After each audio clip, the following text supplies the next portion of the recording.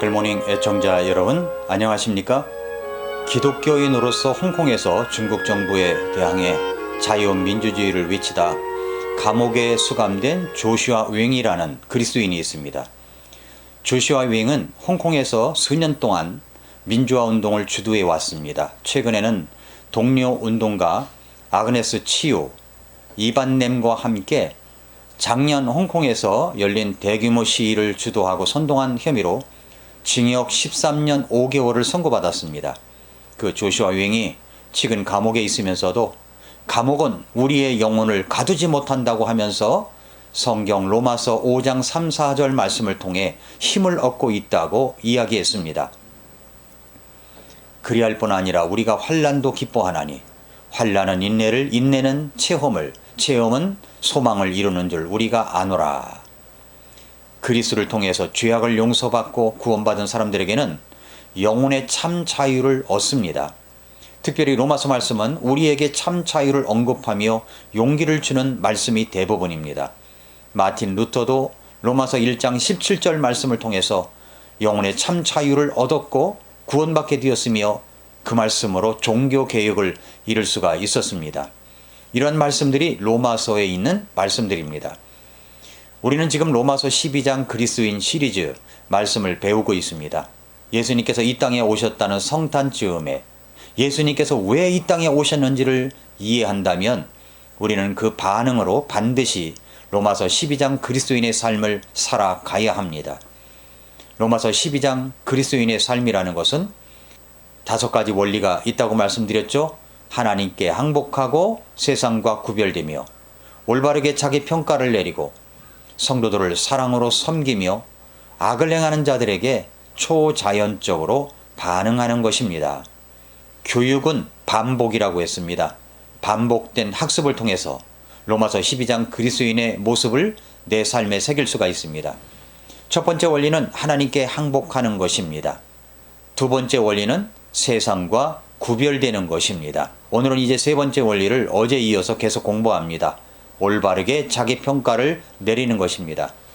우리는 우리 자신에 대해서 평가를 내려본 적이 있습니까? 우리는 우리 자신에 대해서 올바르게 자기 평가를 내릴 수 있어야 합니다. 그런데 나에 대해서 올바른 자기 평가를 내리지 못하게 만드는 부정적인 요인이 있습니다. 부정적인 요인들이 있습니다. 그것은 죄로 말미암아 온 부정적인 생각들입니다. 그것은 수치심에 근거한 두려움입니다. 불안에 근거한 도피입니다. 부정에 근거한 비난입니다. 이런 생각들은 우리 자신을 올바르게 평가할 수 없게 만듭니다. 이런 부정적인 요인을 기초로 해서 자기 평가를 해버린다면 내 자신이 한없이 초라하고 비참하고 이 세상에 쓸모없는 인간이라는 생각밖에 들지 않습니다. 그렇다면 이제 어떻게 해야 올바른 자기 평가를 우리가 내릴 수가 있을까요? 어떻게 해야 내 자신에 대해서 올바른 자기 평가를 할 수 있습니까? 그것은 바로 하나님의 말씀을 통해서 던져지는 3가지 질문을 통해서입니다. 첫째는 나는 누구인가? 둘째는 나는 어디에 속하였는가? 세 번째는 나는 어떤 일을 하기로 되어 있으며 그렇게 하고 살아가고 있는가 하는 겁니다. 그렇게 살아가야 하는가 하는 질문에 우리가 바르게 대답을 하여 자기에 대한 평가를 바르게 내릴 수 있어야 됩니다. 그래야 올바른 자기 평가를 내릴 수가 있습니다. 그럼 첫 번째 질문이죠. 나는 누구인가? 이것은 정체성에 대한 질문입니다.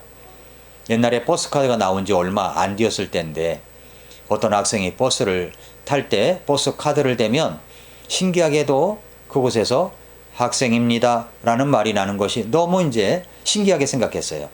그래서 하루는 버스 카드를 딱 대자마자 학생입니다 라고 말하기 전에 이렇게 외쳤습니다. 나는 누구인가 하면서 버스 카드를 딱 댄 거죠. 그러면 학생입니다 라고 나와야 하는데 잔돈이 부족합니다 라고 나왔답니다. 그렇습니다. 당신은 누구입니까? 어쩌면 우리 자신은 정말 잔돈이 부족한 사람인지 모릅니다.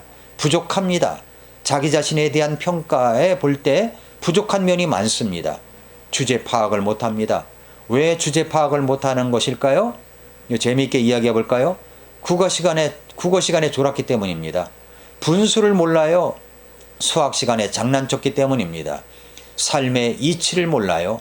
과학 시간에 딴짓했기 때문입니다. 자기의 위치를 몰라요. 지리 시간에 헤맸기 때문이죠. 자기 역할을 모릅니다.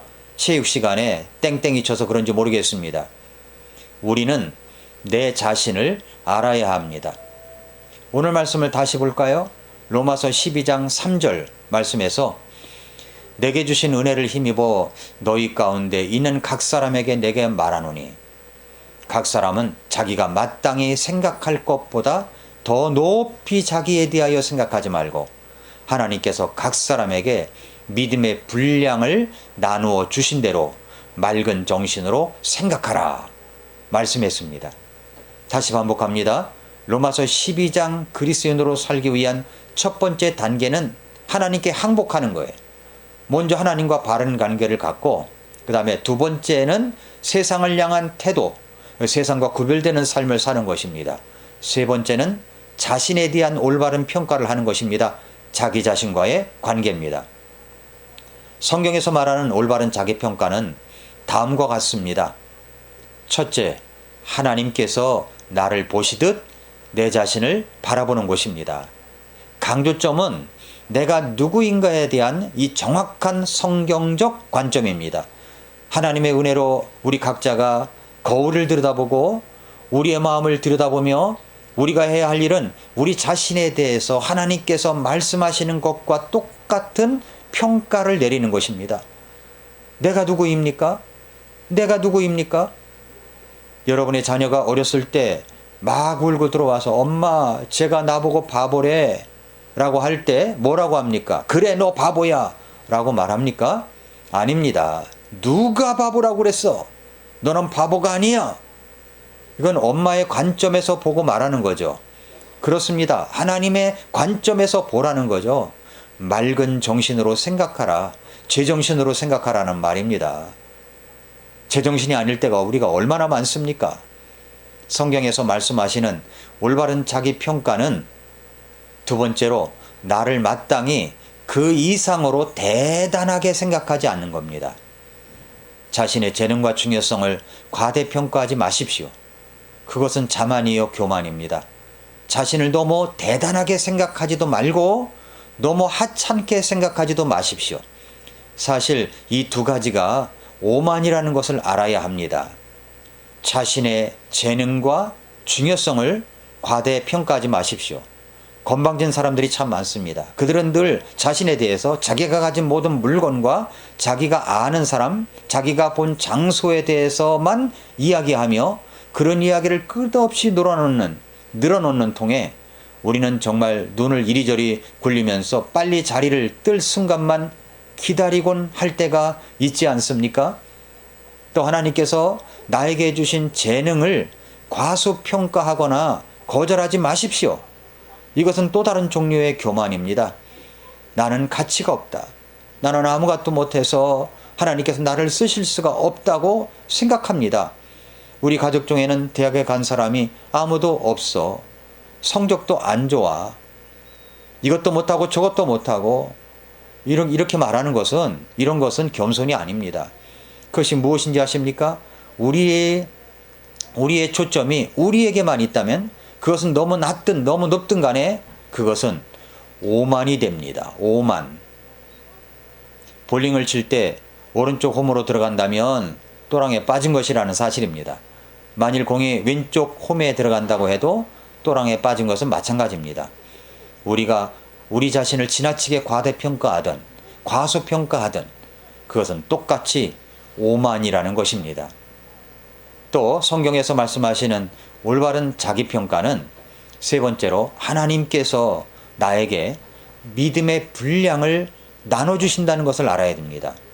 믿음의 분량을 나누어 주신 대로. 믿음은 나 자신을 평가하는 기준입니다. 믿음은 나는 누구인가에 대한 객관적이고 성경적인 관점입니다. 이것은 내 자신이 정말 어떤 사람인가에 대해 신앙적이거나 성경적인 관점에 따라 자신을 바라보는 것입니다. 중요한 것은 나는 그리스도 안에 있다는 것입니다. 나는 재능과 자원을 갖고 있다는 것입니다.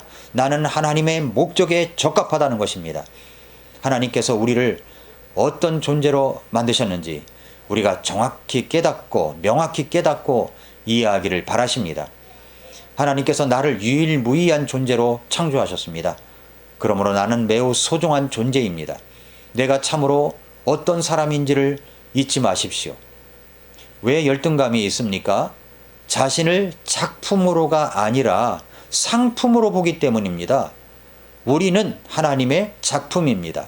하나님의 작품으로 자신을 바라보십시오. 상품 취급하지 마십시오.